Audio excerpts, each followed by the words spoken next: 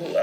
Well, Aurelio, I'll ask the perfunctories about a couple of ins, Elbashan and Bessian coming in. Any fitness concerns other than those two coming in? No, well, Bessian's coming in. Obviously, Elba still has a few issues with this DOMS. I don't know what's going on exactly. So he joined the group again this week, but and then yesterday he's feeling not so great. So he had a scan the other week and absolutely clear of any injury. So it's very bizarre at the moment. So we'll see what he's like today.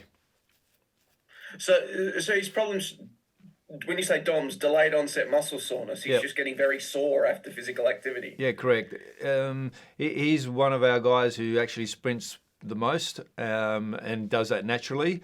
Even when we have quieter days, he's always well over his sprinting markers. So, and maybe that's what it is. So he had a bit of a disrupted pre-season. Coming a little bit later and then also having an early injury. So he's trying to find some rhythm. He had a good period, I think 4 or 5 games where he was playing up to 70, 75 minutes. But that last game really he just didn't feel good. So I don't think it's anything untoward, but we're just going to have a look at him again this morning and then make a decision whether he's in the squad or not. Because I guess one of the things you talked about last week was about wanting to see better behaviours and habits from your side. You said that they weren't there, especially in the first half, that they weren't there. I guess, how do you go about reiterating that to the group when they all get back in the building after the game? And have you seen the response you were hoping for? Well, you generally get the response after a loss, and it was a difficult loss to take. But to be honest, we just weren't even close in that first half. So the question always for us remains: was it attitude? Was it some residual fatigue? And absolutely not looking for any excuses, and we don't want any. That was our third game in 8 days, so.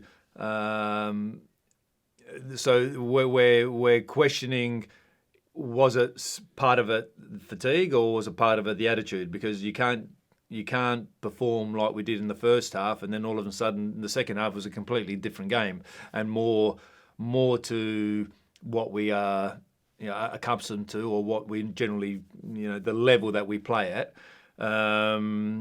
So little smack on the chops for us. That's never a bad thing. So, we had a bit of a brutal review of the Perth game, and it's about us bouncing back. The week in training has been very good. We got to bring a lot of energy. Obviously, we got to bring a lot of energy and commitment in every game. And even in the days where it's not going your way, you still need to bring the energy. And sometimes when there's not the energy there, that's why we make changes. And we expect the guys who are coming off the bench, coming in there to give us that extra energy, that extra commitment.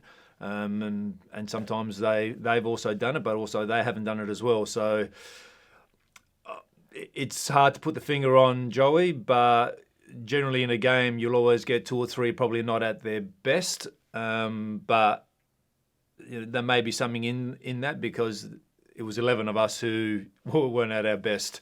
So, we've had a good discussion as we normally do. We reviewed the Perth game. We got to come back better. We got to come back with more energy, more enthusiasm. We're up against a very, very good team who are having a very good season this year. So, again, it's totally up to us and totally what we're going to do. You mentioned there a brutal review. What does that look like? Is that mostly the coaches talking to the players, to some of the leaders like Aziz? Do they get up and speak too? What makes a review brutal, I guess? Well, obviously, reviewing the game, sometimes it's not what you want to see, but the honest truth and the facts are, the video never lies. So part of part of that review is always one, the way we play, and also we keep talking about our standards and our behaviours. If someone's not chasing back 20 metres or giving up a chase, for example, when you don't have the ball, they're all the things that get highlighted. You don't like it, but you have to do it, because if you want the very best, you got to keep striving for the very best. You can't cut corners and expect to get a positive result. So hard work, a good work ethic has been one of our staples here, one of our pillars. So that continues to happen, and it needs to continue to happen. And we all can understand that on any given training session or any given game, it's going to happen. We're human, we're not robots, so that will happen. But the consistency in those behaviours is what we're always looking for. So we did the review, the coaches and the players of the Perth game, and our leaders, Aziz and Lex and the other senior players, have had a good discussion with the rest of the squad, and that's part of their role as well. So we're in a really good headspace. I've said that for most of the season, Joey, that in general, our attitude has been first class. I mentioned that many times, and we've had lots of difficult moments. We've hit lots of little bumps and hurdles along the way, but we've always found a way to get through it. We're no different at this stage. We're still fighting hard in both competitions, and we continue to look to be the very best every time we step out onto the park.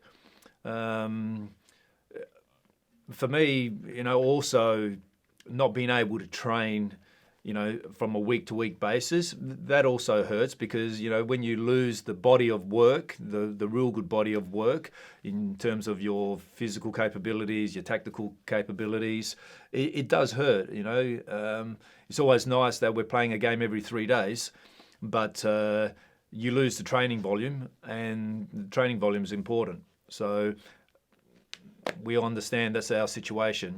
We signed up for it, and we're loving it, and it's all part of it. We just have to manage that better. And heading into a game against Sydney, I guess they have the inverse, problem or blessing, whatever you want to call it. They haven't played since before Christmas, so they'll be coming into this one well rested, if nothing else. How do you prepare for a fight like that? No, we're going to prepare for a very difficult game, and Uffy's had difficulties last season, and obviously he's changed it up. He's got good foreigners come back in now. Some other players, I know they're missing Ocon Jr. and Lolly, but he seems to replace those guys without missing too much. So they're a good team.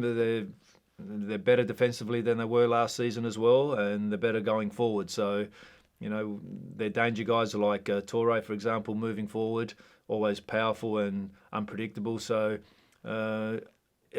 it's a challenge. It's going to be a challenge, but that's fine. It's all part of it. As you can see, the league, everyone is beating everyone at any given stage. So it's nice for everyone. The competition's really tight. So, but you can see what 2 or 3 wins does to you.